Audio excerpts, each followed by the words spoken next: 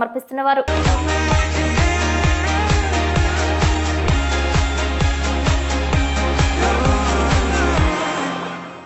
నమస్కారం, city news కి స్వాగతం. ముందుగా ముఖ్యాంశాలు. అపారిశుద్ధ్యంపై వాడివేడిగా కొనసాగిన జంగారెడ్డిగూడెం మున్సిపల్ కౌన్సిల్ సమావేశం. కౌన్సిల్ కు పరిచయం చేసుకున్న మున్సిపల్ కమిషనర్ నాగేంద్ర కుమార్. తమను ఆదుకోవాలంటున్న పగటి వేషధారులు.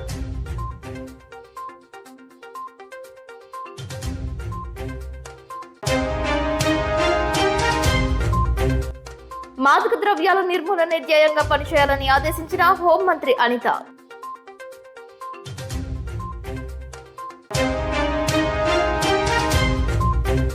చింతలపూడిలో విజయోత్సవ ర్యాలీ అభినందన సభలో పాల్గొన్న ఎమ్మెల్యే సొంగ రోషన్ కుమార్.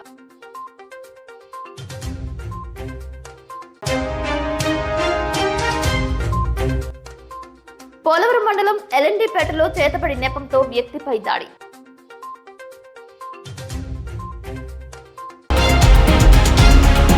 చింతలపూడి నియోజకవర్గంలో కూటమి ఆత్మీయ అభినందన సభ కార్యక్రమంలో చింతలపూడి ఎమ్మెల్యే సొంగ రోషన్ కుమార్ పాల్గొన్నారు. పలువురు ఎమ్మెల్యేను కలుసుకుని పూల బుకేలు అందజేశారు, శాలువాలతో సత్కరించారు. లింగపాలెం మండలంలో ధర్మాజీగూడెంలో కాటంరెడ్డిపల్లి రోడ్డులో ఉన్న రామాలయంలో పూజలు చేశారు. అత్యధిక మెజార్టీతో గెలుపొందడంతో 101 కొబ్బరికాయలు కొట్టి మొక్కు చెల్లించుకున్నారు. అభినందన సభకు హాజరైన పలువురు పలు సమస్యలపై ఎమ్మెల్యేకు అర్జీలిచ్చారు. ఈ సందర్భంగా ఆయన మాట్లాడుతూ చింతలపూడి ఎత్తిపోతల పథకాన్ని రానున్న రోజుల్లో పూర్తి చేస్తానని హామీ ఇచ్చారు. నిరుద్యోగులకు ఉద్యోగ అవకాశాలు కల్పిస్తానని, ఎన్ఆర్ఐ కాంటాక్ట్ ద్వారా పెట్టుబడులు తీసుకువచ్చి అభివృద్ధి చేస్తామని అన్నారు. 100 రోజుల పాలనపై ప్రణాళికలు సిద్ధం చేసి ప్రజల నుంచి మంచి పాలన అందిస్తానని అన్నారు. రోడ్లపై పూర్తిగా దృష్టి పెట్టినట్లు వెల్లడించారు. చింతలపూడి మండలం నుండి పరిపాలన ఉంటుందని స్పష్టం చేశారు. ఏ కార్యకర్తకైనా ఇబ్బంది ఉంటే మీ గ్రామాలలో నాయకుల వద్దే పని అయ్యే విధంగా ఏర్పాటు చేస్తానని, టీడీపీ, బీజేపీ, జనసేన పార్టీ నాయకులపై తప్పుడు ప్రచారం చేస్తే సహించేది లేదని అన్నారు. ఈ కార్యక్రమంలో కూటమి నాయకులు, కార్యకర్తలు భారీ స్థాయిలో పాల్గొన్నారు.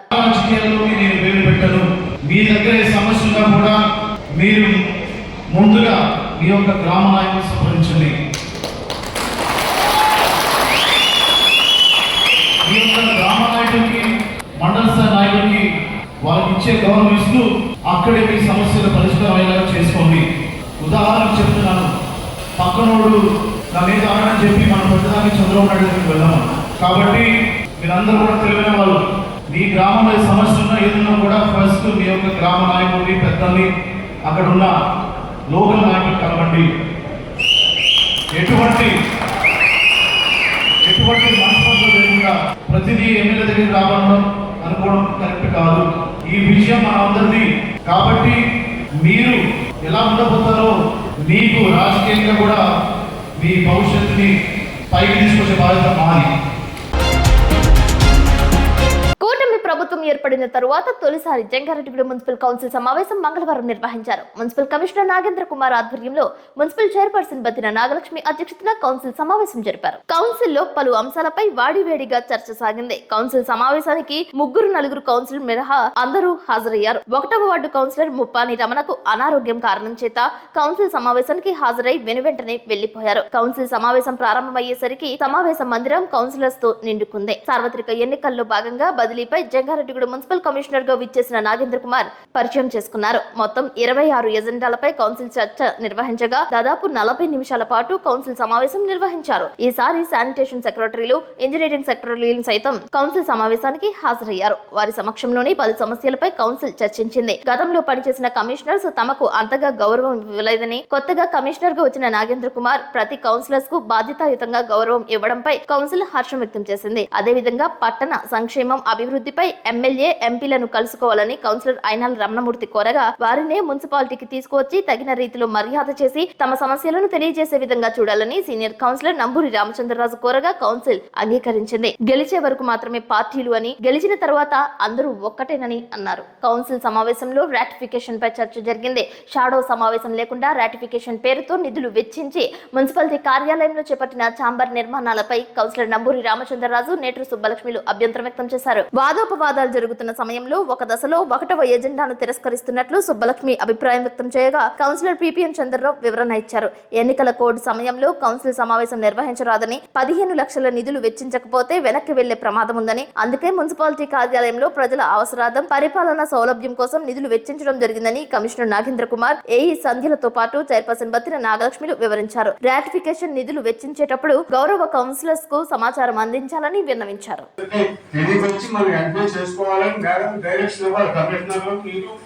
కాబట్టి కింద రూమ్స్ కమిషనర్ గారు ఇలా చెప్పారు నాకు, ఇలా కడతాం, మీకు అభ్యంతరం ఉందంటే కట్టండి, ప్రజలకి ఉపయోగపడేదే కదా, పైకి ఎక్కాలంటే ముసలి వాళ్ళందరూ కూడా చెప్పారు. నాకైతే చెప్పారండి, మరి వాసు గారికి చెప్పలేదు, నాకైతే నాకైతే నన్ను అడిగారు. ప్రతిదీ కౌన్సిల్ లో పెట్టినప్పుడు ఇదెందుకు పెట్టలేదు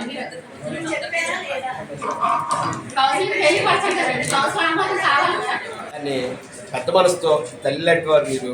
ఇక నుంచి కౌన్సిలర్స్ అందరికీ మీరు వైస్ చైర్మన్ ఇద్దరికి చేసినట్టే కొన్ని ఆఫీస్ నుంచి ఎవరితోన్నా మన మణికట్తో కానీ ఎవరితోన్నా చేస్తే బాగుందని ఆవిడ ఆవేదన. కాబట్టి ఇక నుంచి జరగదని కమిషనర్ గారు ఆల్రెడీ చెప్పారు. కాబట్టి అమ్మ ఈసారి నుంచి జరగదు. ఆల్రెడీ ఇది గ్రాంట్ చెప్పారు కదా, అది కంపల్సరీగా ఆఫీస్కి ఉపయోగించవచ్చు. గ్రాంట్ మీ ఆవేదన అర్థమైంది కరెక్టే. అయితే అది ఎవరికి ఉపయోగపడకుండా పోయేటప్పుడు ఏదో ఒకటి ఆఫీస్కి ఉపయోగించాలని అవసరమైన దానికి ఉపయోగించారు. నీ ఆవేదన అర్థమైంది చెప్పలేదు, ఎవరికి చెప్పలేదు, మాకు చెప్పలేదు. వైస్ కరెక్టే, జరిగింది మంచి కదా.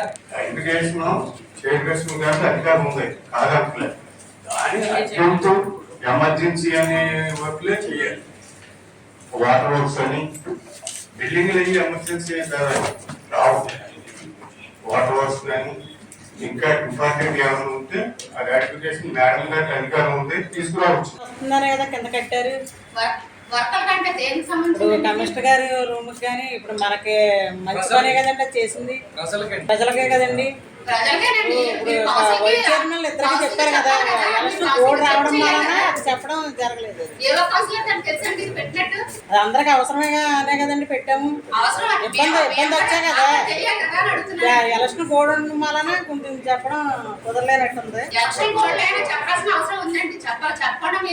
పెట్టారు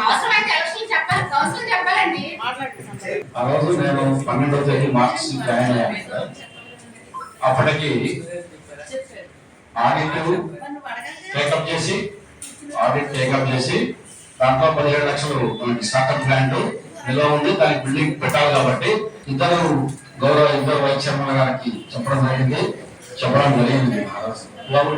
ఇట్లా బిల్డింగ్ స్టార్ట్అప్ గ్రాంట్ మిగిలిపోతుంది, దాన్ని పెట్టాలంటే దాన్ని శాంక్షన్ చేసుకుని చైర్మన్ గారి ద్వారా దాన్ని గవర్నమెంట్ కి ప్రతిపాదనలు పంపించేసి టేకప్ చేయాల్సి వచ్చింది. అది జరిగింది. ఈసారి నుంచి మీకు గౌరవ సభ్యులు ఎవరికి తెలియకుండా కూడా రాటిఫికేషన్ ప్రపోజల్ కూడా ఏది కౌన్సిల్ దృష్టికి తీసుకురాను. ఎమర్జెన్సీగా వాటర్ వర్క్స్ శానిటేషన్ కి తప్పితే గవర్నమెంట్ యాక్టివిటీస్ లో ఎటువంటి కూడా ₹1,00,000 కూడా కమిటీ మీటింగ్ ఉంది. కమిటీ ఉంది మనకు దాంట్లో డిస్కస్ చేసుకున్నాం 1 లక్ష లో కూడా. జంగారెడ్డిగూడెం పట్టణంలో ఏ వార్డులో చూసినా డంపింగ్ యార్డులు దర్శనమిస్తున్నాయని, ఎక్కడ పడితే అక్కడ ఖాళీ మైదానంలో చెత్త కుప్పలతో అపారిశుద్ధ్యం తాండవిస్తుందని, ఎవరు ఏ పని చేస్తున్నారో తెలియని పరిస్థితిగా మారిందని కౌన్సిల్ సమావేశంలో municipal vice chairman Muppidi Veeranjaneyulu అసహనం వ్యక్తం చేశారు. పారిశుద్ధ్య కార్మికులు ఎన్ని గంటలకు వస్తున్నారో తెలియడం లేదని, మచ్చరు సైతం ఇష్టానుసారంగా చేస్తున్నారని, కార్మికుల విధానాలపై విధి విధానం లేదని శానిటరీ ఇన్స్పెక్టర్ రమణపై కౌన్సిలర్స్ ధ్వజమెత్తారు. దీనిపై సరైన ప్రణాళికలు సిద్ధం చేసుకోవాలని సూచించారు. వాహనాలలో డీజిల్ లేవని, రిపేర్లు ఉన్నాయని సమాధానాలు చెబుతున్నారని, సంవత్సర కాలం నుంచి మరమ్మతులకు గురైన జేసీబీలను ఎందుకు పట్టించుకోలేదని ప్రశ్నించారు. తమ వార్డులో సైతం డంపింగ్ యార్డులు ప్రత్యక్షమవుతున్నాయని vice chairman Kancharla Vasavirathnam, councillor P P N Chandrarao, Lokarpu Venkateswararao తెలియజేశారు. శ్మశానం వద్ద మరీ ఘోరంగా ఉందని, శివాలయంలో డంపింగ్ యార్డ్ వద్ద రహదారి సైతం కనిపించకుండా చెత్తా చెదారాలు పేరుకుపోయాయి అంటూ కౌన్సిలర్ వలవల తాతాజీ సైతం అసహనం వ్యక్తం చేశారు. నిర్లక్ష్యానికి నిలుగుటద్దంగా శానిటేషన్ వ్యవస్థ తయారైందని వాపోయారు. దీనిపై మున్సిపల్ కమిషనర్ నాగేంద్ర కుమార్ మాట్లాడుతూ పారిశుద్ధ్యంపై ప్రత్యేక డ్రైవ్ చేస్తున్నట్లు చెప్పారు. పారిశుద్ధ్య కార్మికులే ట్రాక్టర్ డ్రైవింగ్ చేస్తున్నారని, అసలైన డ్రైవర్స్ విధులకు హాజరు కావడం లేదని కౌన్సిలర్ కాసర లక్ష్మీ తులసిరెడ్డి కౌన్సిల్ దృష్టికి తీసుకొచ్చారు. బీటీసీ వద్ద, బందలదొడ్డి సెంటర్ వద్ద చెత్తా చెదారాలను తొలగించాలని, తొట్టెలను ఏర్పాటు చేయాలని కౌన్సిలర్ లోకార్పు వెంకటేశ్వరరావు కోరారు. ఎవరు చేయాల్సిన పనులు వారు చేస్తే ఇబ్బందులే ఉండవని, ఇంజనీరింగ్, నీటి పనులకు సంబంధించి వేరువేరుగా సిబ్బందిని కేటాయించాలని పనులు చేసే విధంగా కౌన్సిల్ తీర్మానం చేసింది. తొక్కేదామంటే రిక్షాలు ఎత్తుకోవాలి. కానీ ఇప్పుడు జరుగుతుంది ఏంటంటే వర్కర్లు ఏం చేస్తున్నారంటే డ్రైన్ లో తుడిసేస్తున్నారు. డ్రైన్ లో ఎత్తడానికి కూడా బద్దలు వేసి డ్రైన్ లోకి దిగేస్తున్నారు. అవి డ్రైన్ నిండిపోతుంది, మళ్ళీ డ్రైన్ ఎత్తాలి. ఇవన్నింటికి పెద్ద ప్రాసెస్. ఉదయాన్నే వీళ్ళు చెత్త కలెక్ట్ చేసుకోవాలి వద్దండి, చెత్త కలెక్ట్ చేసుకోవాలి.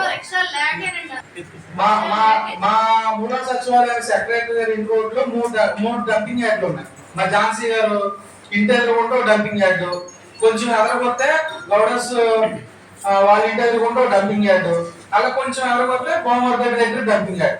3 డంపింగ్ యార్డ్లు ఉన్నాయి. దాదాపు 20 రోజుల నుంచి వస్తున్నాయి. ఆ డంపింగ్ యార్డ్ లో చెత్త ఎత్తుకెళ్తలేదు. డంపింగ్ యార్డ్ అయిపోయినాయి. ఆ ఏరియాలో పనిచేసే అమ్మాయి ఒక బండి వేసుకొని షోయింగ్ వేసుకుంటా వెళ్తలే, డ్రైన్ లో కూర్చోడమే ఎత్తలే. ఇంకా ఆ నీళ్ళు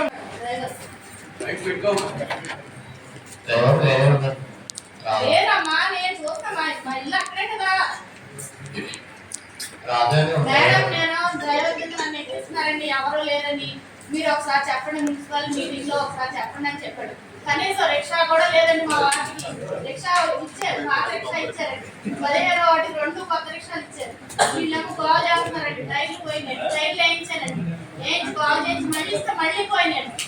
మేడం మాకు రిక్షా ఇవ్వమనండి, రిక్షా ఇబ్బంది అవుతుంది, కాల్ చేస్తుంటే నేను అడుగుతానమ్మా అని ఇప్పుడు దాకా ఆపండి. 3 నెలల నుంచి అడగడం కుదరదు కదా.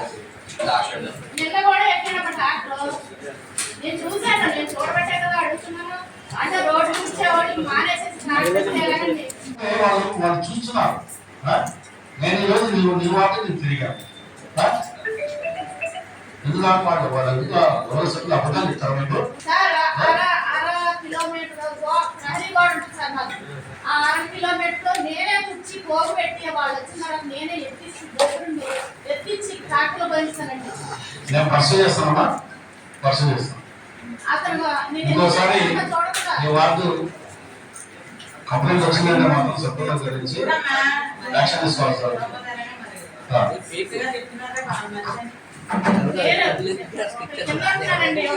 ఒక 3 మీటింగ్ల తర్వాత కొత్తగా వచ్చిన కమిషనర్ గారికి నరేంద్ర కుమార్ గారికి స్వాగతం చెప్తా. అయ్యా కమిషనర్ గారు, నాది 4వ వార్డు అండి. మీరు దయచేసి ఒకసారి వార్డు విజిట్కి రావాలని కోరుకుంటున్నాను. ప్రతిసారి కూడా గత 3 నెలల నుంచి కూడా చైర్మన్ మేడం గారితో ఒక సోదర భావంతో రిక్వెస్ట్ చేయడం జరిగింది. ఒకరోజు నా వార్డులో ఉన్న కొంతమంది మీటింగ్ పెడతా నా వార్డు ఆదర్శ వార్డుగా కూడా తీసుకున్నానని చెప్పడం జరిగింది. కానీ అక్కడ వసతులు గత 3 సంవత్సరాల నుంచి మొత్తుకుంటానే ఉన్నామండి. ఈ రోజు నేను ఎమర్జెన్సీ వర్కులు పెట్టారండి. ఒక్కసారి వార్డుకు వచ్చి అక్కడ ఉన్న పరిస్థితి చూడవలసిందిగా కమిషనర్ గారు మిమ్మల్ని రిక్వెస్ట్ చేస్తున్నానండి, చైర్మన్ గారు అనుమతితోటి. ప్రతిసారి కూడా గత అధికార పార్టీగా ఉన్న నా సోదరులందరూ కూడా ఆ రోజు ఎప్పుడు కూడా కాంట్రవర్సీ లేకుండా కూడా అందరితో సమైక్యంగా ఉండే నా వార్డు సమస్యలు ఎప్పుడు వెలగెత్తుండేవాడిని.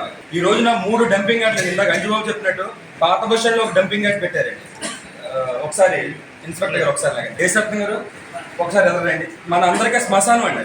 శ్మశానం దగ్గర ఎవరైనా అక్కడికి వస్తారండి. కానీ ప్రశాంతంగా అక్కడ ఆ కార్యక్రమం చేయడానికి కూడా లేకుండా ఎదురుగుండా డంపింగ్ యార్డ్ పెట్టారండి. ఇవాళ తీసారండి, వాళ్ళ మీటింగ్ ఉన్నా లేకపోతే తీసారండి. ఎవరైనా వచ్చినా ముందు ఎప్పుడు కూడా నేను చెప్తాను, మన బోర్డుని అందరూ తిట్టుకున్న వాళ్ళండి. ఎన్ని కార్యక్రమాలు చేసే ఉన్నాయి పక్కన పెడితే ముందు ఎదురుగుండా కనపడేది.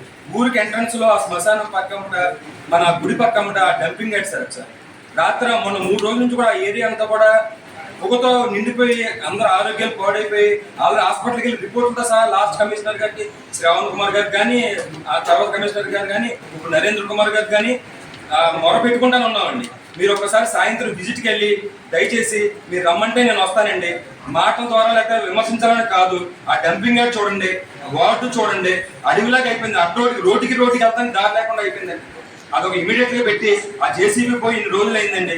కనీసం ఇన్ని వర్క్లు పెట్టినప్పుడు నరేంద్ర కుమార్ గారు కనీసం ఒక కౌన్సిలర్ గా ఒక ఇంటిమేషన్ కింద ఒక రూమ్ కడుతున్నామని కానీ మాకు కూడా తెలియకుండా చేస్తారు. అది ఎంతవరకు కరెక్ట్ అంటారు? అర్జెంట్ వర్క్లేనండి, కాదని అంటలే. చేసే ముందు మీ సహచర కౌన్సిలర్ గా మేడం గారు కానీ మీరు కానీ ఒక బాధ్యతగా. జంగారెడ్డిగూడెం మండలం గురవాయిగూడెం మధ్య ఆంజనేయ స్వామి ఆలయం భక్త సంద్రమైంది. స్వామివారి దర్శనానికి భక్తులు బారులు తీరారు. హనుమ నామస్మరణతో ఆలయ ప్రాంగణం మారుమోగింది. వేకువజాము నుంచే స్వామివారిని భక్తులు దర్శించుకున్నారు. ఆలయం చుట్టూ 108 ప్రదక్షిణలు చేశారు. స్వామివారికి ఎంతో ప్రీతికరమైన నాగవల్లి దళాలతో అర్చన, అష్టోత్తర పూజలు చేశారు. అన్నప్రాసనలు, వాహన పూజలను భక్తులు నిర్వహించారు. సుమారు 1600 మంది భక్తులు అన్నప్రసాదాన్ని స్వీకరించారు. వేసవి కాలం సందర్భంగా మజ్జిగ చలివేంద్రం ఏర్పాటు చేశారు. వివిధ సేవల రూపేణా 2,25,291 రూపాయల ఆదాయం వచ్చినట్లు ఆలయ ఈవో ఆకుల కొండలరావు తెలిపారు. ఆలయానికి విచ్చేసిన భక్తులకు ఎటువంటి అసౌకర్యానికి గురి కాకుండా ఆలయ పర్యవేక్షకులు జవ్వాది కృష్ణ, కురగంటి రంగారావు పర్యవేక్షణలో ఏర్పాట్లు చేశారు. గురవాయిగూడెం గ్రామంలో స్వయంభూమూర్తిగా కొలువై ఉన్న శ్రీ మధ్యాజనేయ స్వామివారి దేవాలయానికి ఈ రోజు శ్రీ స్వామివారి ప్రీతికరమైన రోజు మంగళవారం, జయవారం కావడం వల్ల ఉదయం 4 గంటల నుండి మా దేవస్థానం అర్చక స్వాములు, స్థానాచార్యుల వారు సమిష్టిగా వివిధ కైంకర్యాలు చేసి ఉదయం 6 గంటల నుండి భక్తులకు దర్శనం ఏర్పాటు చేశారు. ఈ రోజు విశేష పుష్పాలంకరణ కూడా చేయడం జరిగింది. భక్తుల సౌకర్యార్థం 2 క్యూ మార్గాలు యథావిధిగా ఏర్పాటు చేయడం జరిగింది. 1 ఉచిత దర్శనం, 2 గర్భాలయ దర్శనం. భక్తులు ఏది సౌకర్యవంతంగా ఉంటే ఆ క్యూ మార్గం ద్వారా శ్రీ స్వామివారిని దర్శించి అనంతరం మండపంలో ప్రసాదం, తదనంతరం ఉదయం 11:30 దగ్గర నుండి అన్నప్రసాద భవనం నందు అన్నప్రసాద వితరణ కూడా జరుగును. ఈ కార్యక్రమాన్ని భక్తులు వినియోగించుకుంటున్నారు. వేసవి కాలం సందర్భంగా మొన్న ఉగాది నుండి మజ్జిగ చలివేంద్రం కూడా గడపడం జరుగుతుంది. భక్తులకు చల్లటి మజ్జిగ కూడా అందజేయడం జరుగుతుంది. భక్తులు 50 మంది శ్రీ స్వామివారిని దర్శించి అనంతరం అన్నప్రసాదం స్వీకరించి వెళ్లవలసిందిగా కోరుచున్నాం. శుక్లయజుర్ వేద పండితులు, అధర్వణ వేద పండితులు ఇరువురు కూడా వేదపట్నం యథావిధిగా చేస్తున్నారు.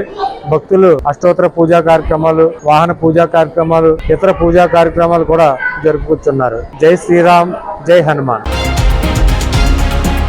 రాష్ట్ర డిప్యూటీ సీఎం పవన్ కళ్యాణ్ గన్నవరం విమానాశ్రయానికి చేరుకున్నారు. అక్కడి నుంచి ప్రత్యేక కాన్వాయ్ లో సీఎం చంద్రబాబు నాయుడు వద్దకు చేరుకున్నారు. పవన్ కళ్యాణ్ కు స్వాగతం చెప్పేందుకు భారీ స్థాయిలో పూలను సిద్ధం చేశారు. దారి పొడవునా అమరావతి రైతులు పూలతో పవన్ కళ్యాణ్ కు ఘన స్వాగతం పలికారు. టాప్ లేని జీప్ లోంచి ప్రజలకు అభివాదం చేసుకుంటూ పవన్ కళ్యాణ్ ముందుకు సాగారు. పవన్ కళ్యాణ్ కు పోలీసులు అభివాదం చేశారు. ముఖ్యమంత్రి నారా చంద్రబాబు నాయుడును మర్యాదపూర్వకంగా కలుసుకున్నారు. కాసేపు పవన్ కళ్యాణ్ చంద్రబాబు నాయుడు రాజకీయ అంశాలపై ముచ్చటించుకున్నారు.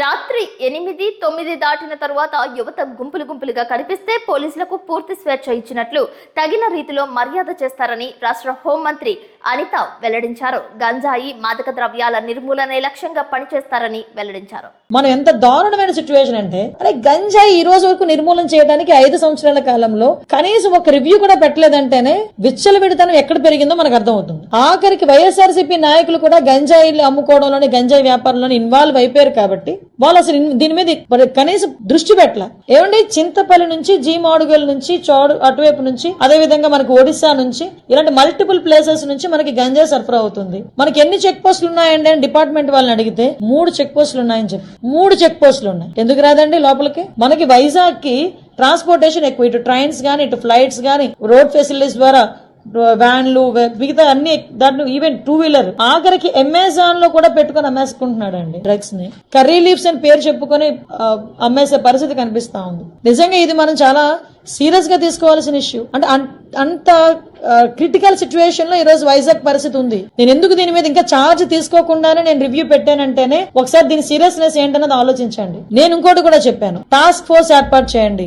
ఈ రోజు నుంచే టుడే ఆన్వర్డ్స్ ఆఫ్టర్ 8:39 గుంపులుగా పిల్లలు ఎవరైనా ఉన్నా గంజాయిలు తీసుకుంటున్నట్టుగా రోడ్డు పక్కన ఉన్నా చీకట్లో ఉన్నా మీకు నచ్చిన పని చేయండి అని పోలీసులు వాళ్ళకి నేను క్లియర్ ఇన్స్ట్రక్షన్ ఇచ్చాను. అట్ ద సేమ్ టైం ఈ రోజు కొంచెం మరి ఇంకోటి విషయం ఏంటంటే స్మెల్ డిటెక్ట్ చేయాలి. వీళ్ళు డిటెక్ట్ చేయాలి ఈ గంజా ఎక్కడ ఉంది ట్రాన్స్పోర్టేషన్ టైంలో. స్మెల్ డిటెక్ట్ చేయడానికి రెండు ఉన్నాయి డాగ్ స్క్వాడ్. 2 అసలు నిజంగా ఈ రాష్ట్రాన్ని ఏమి చేసేద్దాం అనుకున్నారు ఈ 5 సంవత్సరాలు నాకు అర్థం కాల. 2 డాగ్స్. కనీసం వాళ్ళకి ఇంకొకటి ఏంటంటే పోలీసులు చెప్తా ఉంటే బాధ అనిపించింది, సీజ్ చేసిన వెహికల్స్ ని వేర్ హౌస్ అనేది కూడా లేదు ఈ రోజు వరకు. ఇప్పుడు కాసేపు ప్రకటనలు చూస్తూనే ఉండండి సిటీ న్యూస్.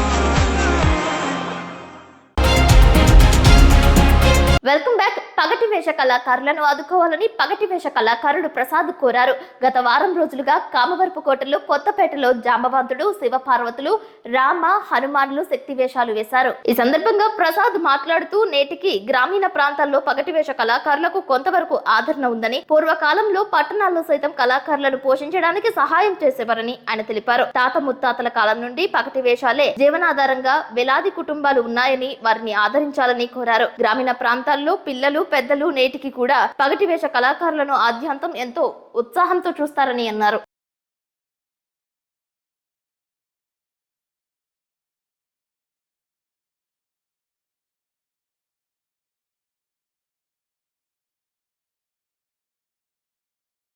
ఆవరపాటు అండి, వీరభద్ర కాలనీ అండి, కళాకారులు అండి.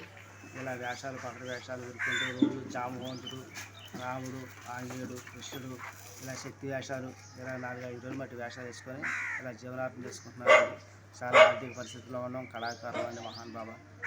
మాకు జీవన పోషణ ఇదే జీవనార్థం అండి. మాకు చేను చెట్టు లేకుండా ఇవి లేకుండా ఇలాగా వీరభద్ర కాలనీ ఆవరపాటు ఉంటున్నామండి.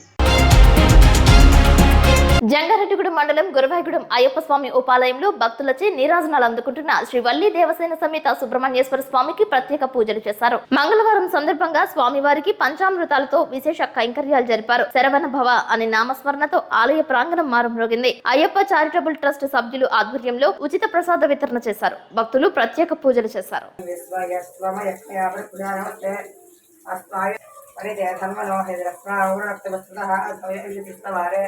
ఆదాయ కళాకేంద్రాయ ఉదయ నమో నమ స్వస్తింద్రాయ దిశేవ దేవసేనామృత నమో నమ లక్ష్మీ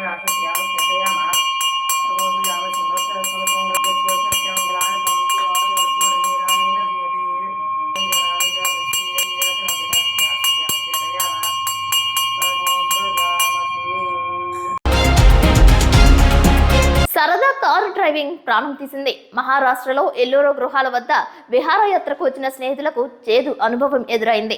కంటి ముందే స్నేహితురాలు ప్రాణాలు పోయాయి. సరదా కోసం కారు రివర్స్ చేసేందుకు ప్రయత్నం చేసిన యువతి బ్రేక్ నొక్కబోయి ఎక్సిలేటర్ ని నొక్కింది. దీంతో కారు లోయలోకి పడిపోయింది. లోయలోకి పడిన యువతి మృతి చెందగా కారు నుజ్జునుజ్జైంది. ఈ దృశ్యాలను స్నేహితుడే చరవాణిలో చిత్రీకరించగా సోషల్ మీడియాలో వైరల్ గా మారాయి.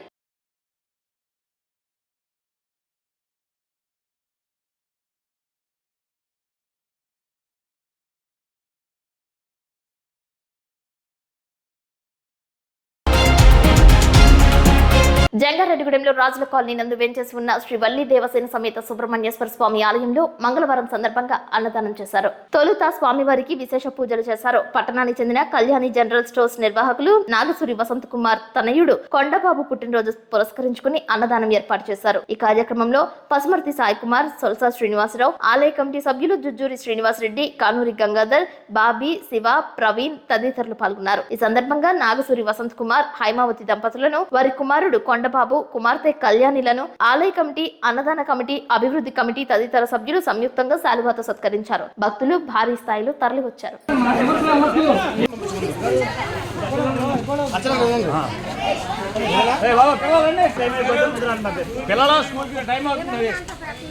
నేను ఒక 5 నిమిషాలండి. స్వామివారి అన్నప్రసాదం అందరికీ దొరుకుతుంది. అందరికీ స్వామివారి కరుణా కటాక్షాలు అందరికీ కలుగుతాయి. దయచేసి ఒక్క 5 నిమిషాలు అందరూ కూడా ఓర్పు సారంతో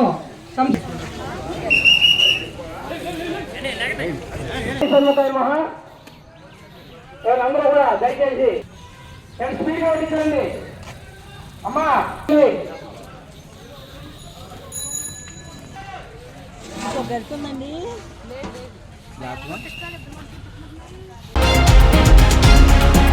వార్తలు ముగించే ముందు ముఖ్యాంశాలు మరొక్కసారి.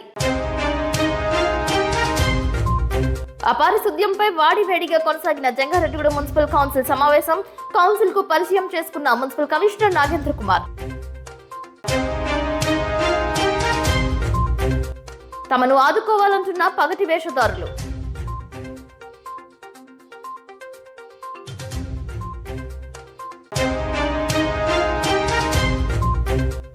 మాదక ద్రవ్యాల నిర్మూలన ధ్యేయంగా పనిచేయాలని ఆదేశించిన హోంమంత్రి అనిత.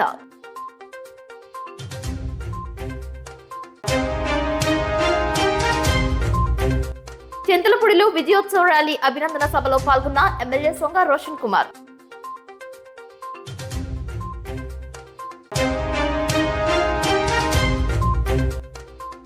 పోలవరం మండలం ఎల్ఎన్డిపేటలో చేతబడి నెపంతో వ్యక్తిపై దాడి. ఈ వార్తలు ఇంతటితో సమాప్తం. నమస్కారం.